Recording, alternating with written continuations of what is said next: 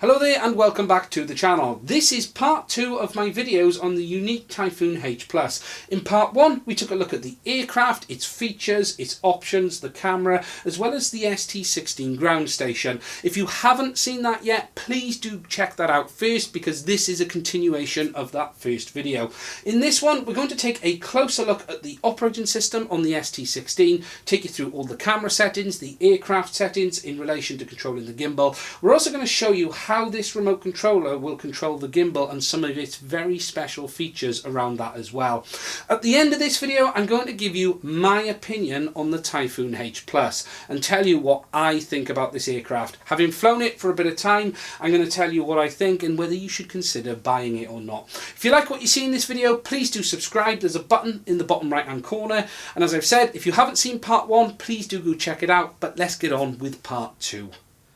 Okay, so I've got the ST16 turned on without the aircraft at the moment, and I'm going to give you a quick overview of all of the options on the screen. Now, if you've ever used a drone before, there will be nothing scary here. You've got your radar up in the top corner, your automatic takeoff button here, which is greyed out because at the moment the aircraft isn't turned on, and we've got our flight modes option down here for our additional options. So if I click on that one, you can see we've got the curved cable cam, follow me, journey, as well as the other modes hiding underneath the display, and I'll show you them a bit more when the aircraft is actually powered up. Along the bottom you got your OSD info, which is your distance, your height, speed, and all of the usual information as well as time down here too.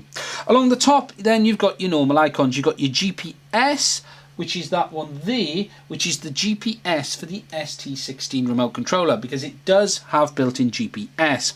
You've then got a little errors box as well, whereas if you tap that, it'll tell you what the errors are when the aircraft is powered up. You've then got the GPS for the aircraft itself, the signal, the video, the battery level for the aircraft, as well as the battery level for the remote controller. As you can see, I'm down to 7%. It is beginning to get flat now. In the corner then, you've got the option for the settings. You've got your playback option down here for your camera. So if you want to watch back anything that you've recorded, that's saved onto the ST16. And then you've got your camera setting options down here. And again, we'll look at them when everything's turned on. Moving into the settings, you can see a range of features. We've got the aircraft settings in the first one with a little picture of the aircraft at the top. You've got your return to home location, which can be dynamic or set to the takeoff point. Because the ST16 does have built-in GPS, it does mean it will land following the remote controller. You've then got the return to home height options, the basic settings for object avoidance, max altitude options, option to turn on and off the flight mode switch, so keep the aircraft in angle mode or allow you to use sport mode, for instance. You've then got the options for advanced settings like turning on and off the front LEDs, manual mode, compass calibration, and other settings like GPS switch and RealSense settings for the optional RealSense module. Under the next tab you have the remote controller settings, and under here you're able to set mode 1 or mode 2, as well as see what the function of each one does depending on what the mode is. So if I set to mode 1, you can see it tells you it does that. So if I go back in, set it to remote controller, you can see now it's changed. Or if I go back to mode 2, you can see that it's switched back to mode 2. You've then got the RC monitor at the bottom, and this is a nice feature actually. It allows you to see all of the controls and switches in action. So as you can see, if I move that up and down, you can see the channel move down here at the bottom. You can then see each switch behavior as you move them. So if I press B1, which is that one, and control that knob there. So it's a nice area that you can see the functions for each button on the remote controller in real time, and you can see them all functioning, and you can see them actually all behaving as they should be. So the RC monitor is a very nice feature. Moving back into the menus, you've then got the wireless settings, and the wireless settings allow you to bind the camera or the drone, because you do have to do these separately on this unit because, as I've said, it is a separate 2.4 and 5 gigs unit. And then you have the option to reset, and you've got then the Wi-Fi settings and password reset for the camera and the drone itself located down there. Finally, moving over to the dots gives you general settings, and this is where it allows you to set the units to metric or imperial, set the language, as well as give you the firmware, remote controller firmware, the option to software update, and the product ID as well. Next we'll turn on the aircraft and have a look at some of the camera features. Okay, so we've now got the aircraft turned on, and you can see some more information has now become available. You can see that we've got the satellite count for both the remote controller and the aircraft, as well as the 2.4 and the 5.8 gigahertz showing for the frequency. You can then see the aircraft battery level sitting there at 52%. You've also got this option here, which if we tap that one, it'll bring up all of the history on the aircraft, and it brings up all of the errors and things from your last few flights. So as you can see that as I've been flying, it's given various tips to say, look, return them home and all of the usual things. And you've then got the option to delete all on that, and that clears the logs down. You can also see I've got a histogram appear here for the camera. It is a little bit slow compared to other ones I've used, if I'm honest. It's not very reactionary. I'm not 100% sure how good it's going to be in real world usage. It just appears quite slow in how it reacts. It would be nice to see that a little bit better, in my opinion, but there is a histogram which will give you an idea if you want it.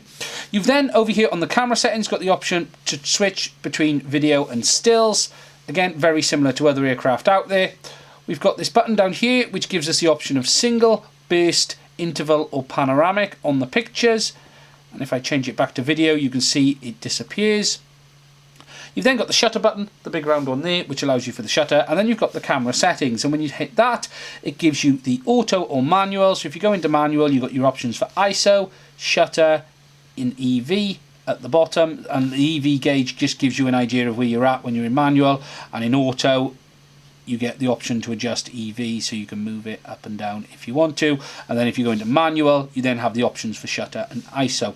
Moving over to the next window, you then have image format, and if we click that you've got the resolution. So for stills, 3x2, 4x3 or 16:9, and then you've got image quality, which sort of, you see this on a lot of cameras that say, oh, you know, what quality, how much data do you want it to put in? It says high. I would always shove it on super because that's how I want everything. And then you've got your file format, which is JPEG or JPEG plus DNG, which is RAW. If we were to switch over to video and go back into the settings, you would see that then change to video format, and then you've then got the option for 4K, 2.7K, 1080p or 720.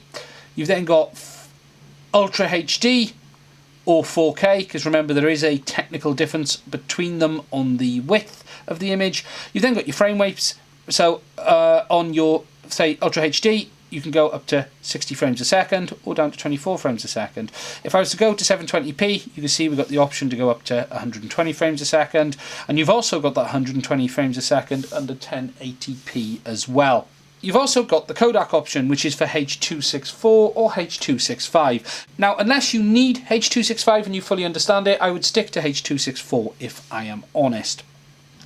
You then got your white balance option, which is auto lock, sunlight, cloudy, fluorescent, incandescent and sunrise. You've got your metering options. Now I do like this on the ST16 and this Yuneec aircraft. You've got the choice of spot, average or centre. And I've not seen that on many of the other aircrafts. It's nice that you can have the option of what you want it to do. So you can say centre weighted, so it will take the aperture in auto from the centre, or it'll take the it will take the EV reading from the centre. You've then got your average, and then you've got your spot. I'd be interested to see how average plays out. I haven't actually tried that feature yet. And then you've got your picture mode at the bottom, which gives us your colour profile within it. You got normal, gorgeous, original and night. I found gorgeous okay. I didn't find any issues with gorgeous at all. Finally, moving over to the last option, it gives you the option of turning off on and off grid lines, turning the histogram on and off, a centre point, anti-flicker. So again, if you're doing indoor recording, and there is actually a flicker here, so if I set this to 50 Hz, it should help reduce the flicker on inside when I'm filming under lighting.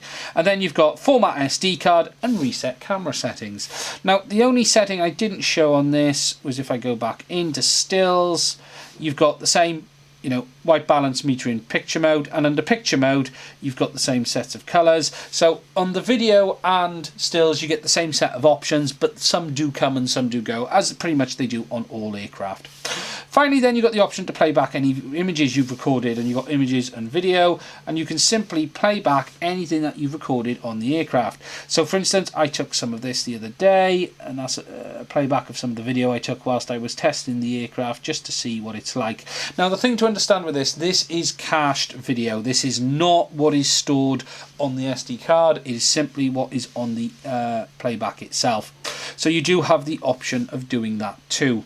Next, I'm going to show you some of the gimbal movement capabilities, because I honestly think this has some features I have not seen on any other aircraft. So let's take a look.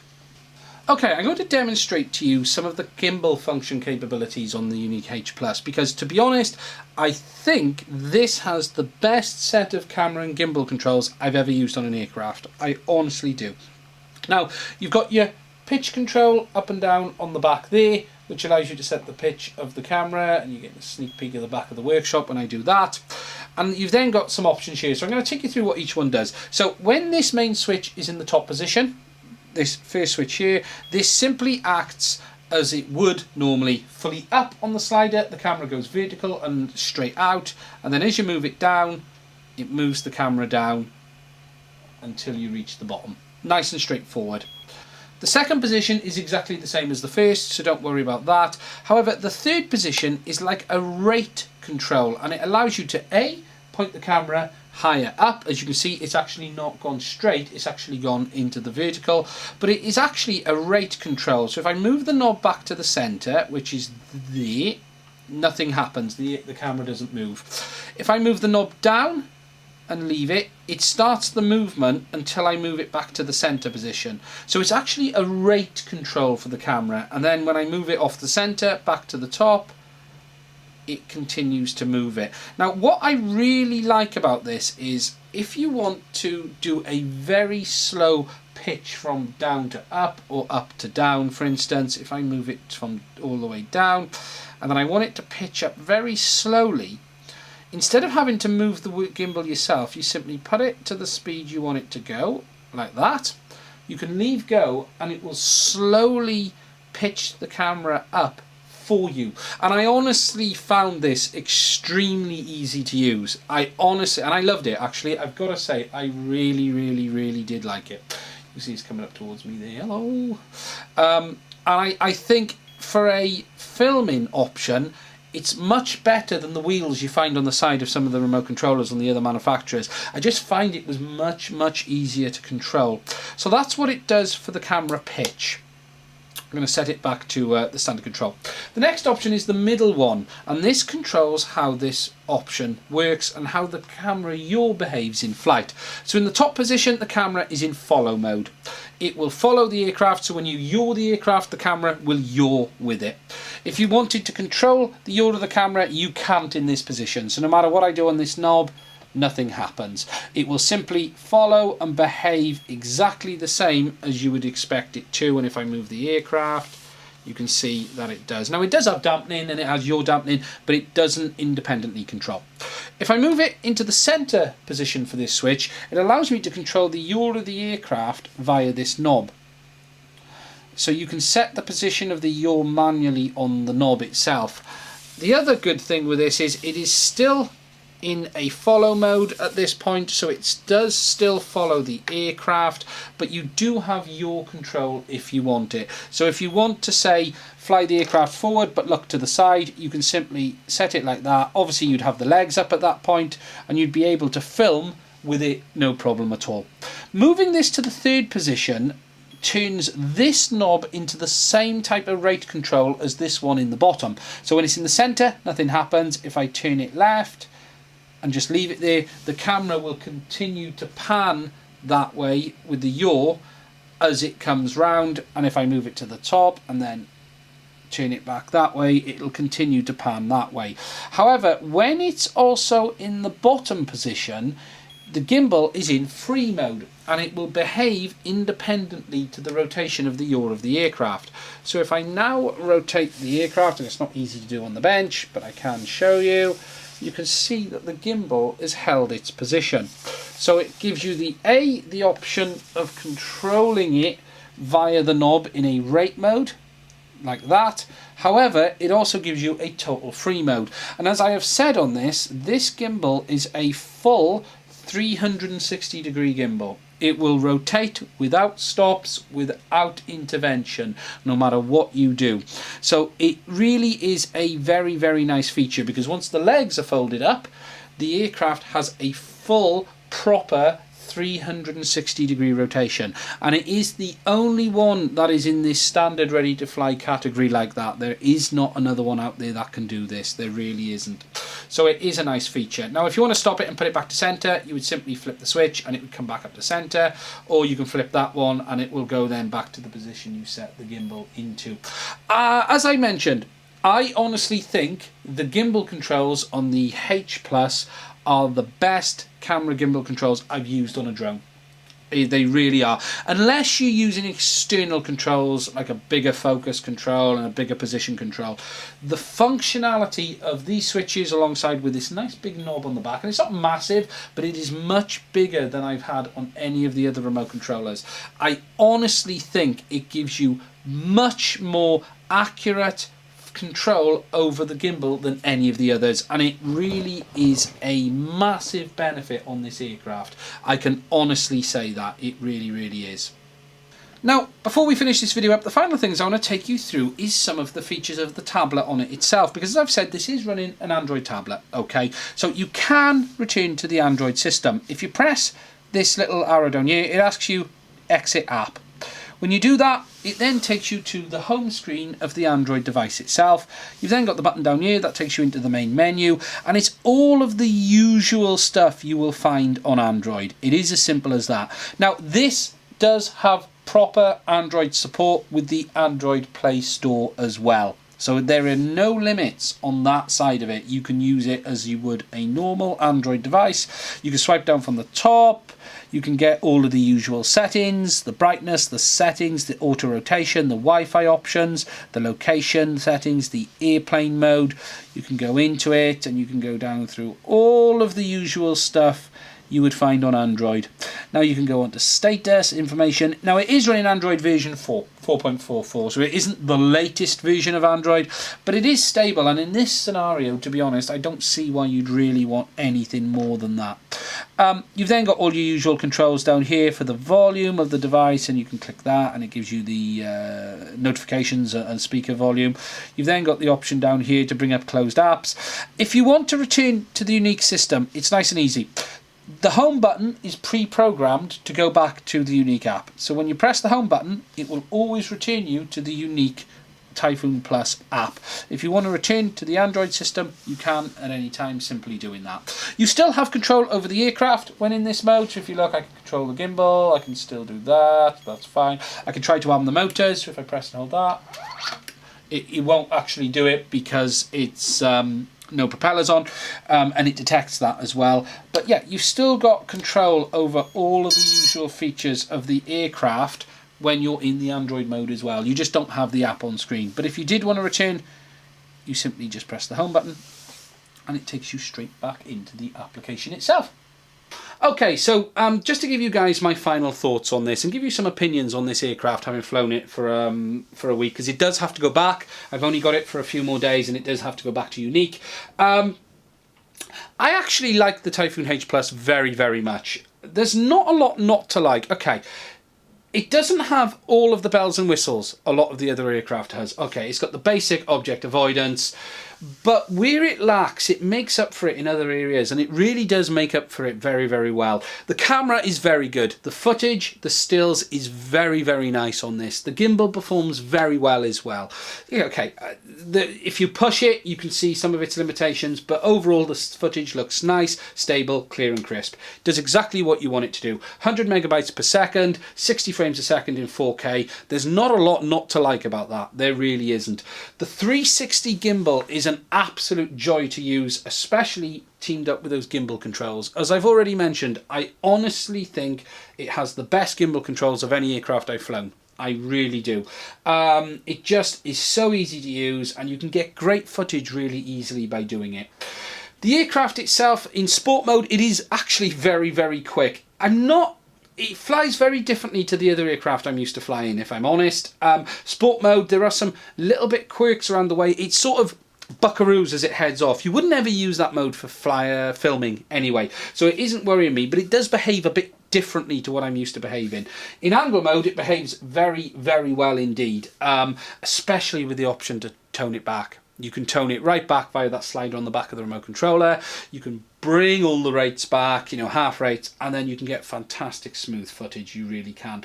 You know, it's got basic object avoidance. I'm not going to go into that in too depth because it's not on the level of some of the aircraft out there, but it then doesn't pretend to be either. It's as simple as that. Flight time is good. You know, I'm more than happy with the flight time. I actually like the ST16 a lot, really. It's a big remote controller. There's no getting away from that. It is a large remote, but it does everything you want it to do. It's nice to hold in the hands. I'd like the sticks to be a little bit tighter. I don't know if you can do that in the settings. I'm guessing you can do that. That's not something I've even looked into. I'd like a bit more tension on the sticks for me, personally, but that's just a personal preference thing. Other than that, the ST16 is very, very nice to use. Good battery life, nice bright screen. Okay, it's not perfect in outdoor conditions, but none of them are. You know, unless you've got a high brightness device, you're going to have problems. Overall, I think it's a really, really good aircraft. If you're looking for something to use to get great footage, you don't want to go the same route as everybody else. You don't want to look at the other manufacturers. You want something with motor redundancy, so if you do have a failure, you want it. There really is not a lot not to like about this, and it does have the smart features like curved cable cam, POI and all of them, and I haven't gone over that in this video. I'm going to try and go over that in the next couple of days. It's been a bit difficult today because the wind is really, really high out there. But overall, there is a hell of a lot to like about this aircraft.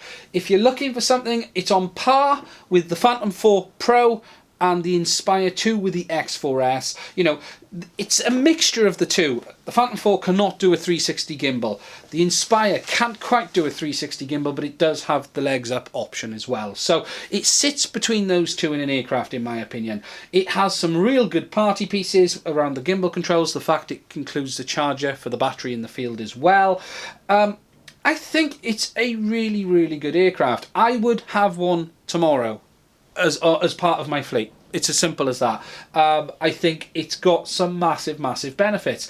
And I have to say, I love the Baby Hex setup. I have always loved a Baby Hex setup. You know, it's really nice and easy to put the arms down and fold it away when you want to pack it away. But when you want to use it, you can simply it up and it's ready to go.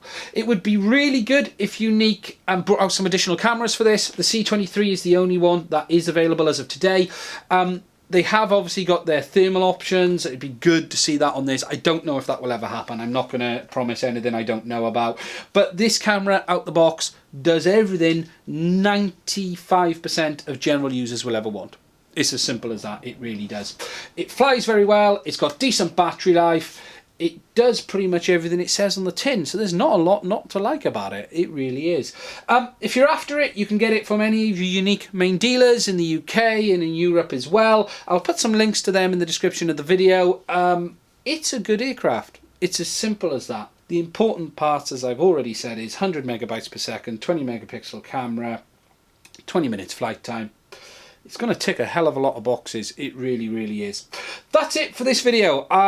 It's probably been quite a long one. I hope you've enjoyed it. I hope I've given you guys some information. Please do go check it out. If you're looking for something that isn't a DJI, definitely go check this thing out. Honestly, as I've said, I'd have it in my fleet tomorrow. That's it. Thank you very much for watching, and I will do another video again soon. And that is it for this video. If you've liked what you've seen, please do check out, we have over 150 videos on this channel, covering everything from DJI right through to the Pixhawk 2 and various other things. We've also got them separated into playlists as well that help you navigate to the ones that might be relevant for you. If you like what you see on the channel, please do subscribe. There is a subscribe button in the bottom right hand corner of every video, and by doing that you will receive updates on any videos that we release in the future. Finally, there are some links to the products we talk about in the description for each video. I would really appreciate it if you are going to buy a product, if you would like to buy via those links. By supporting the channel, it allows us to keep buying products to be able to talk to you guys about. That's it. Thank you for watching, and I'll do another video again soon.